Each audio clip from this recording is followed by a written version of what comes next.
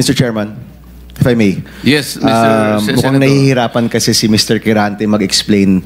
Tama ba to? Ang sabi mo kanina, hindi ka pa incorporated at ngayon incorporated ka na in 2024. Yes. I don't know, Okay. no.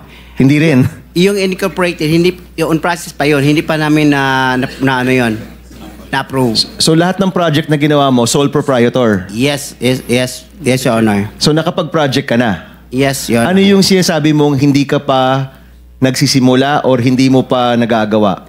Yung incorporated, kasi hindi pa na-approve yung ano namin, hindi pa naman na-practice, hindi pa na-transfer sa from sole proprietorship into... So kaklaruhin ko lang, marami ka ng project at tama na isa ka sa top 15, correct, Mr. Quirante? Yes, Your Honor. Pero hindi ka pa incorporated. Hindi pa. Yun yung sole pa rin. sinasabi mong hindi ka pa incorporated.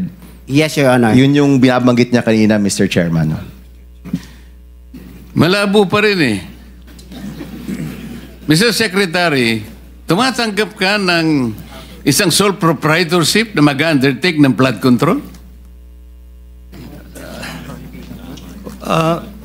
Well, Mr. Chair, actually, he has the pickup license. His Paano siya license- nagkaroon ng pick-up license as a contractor?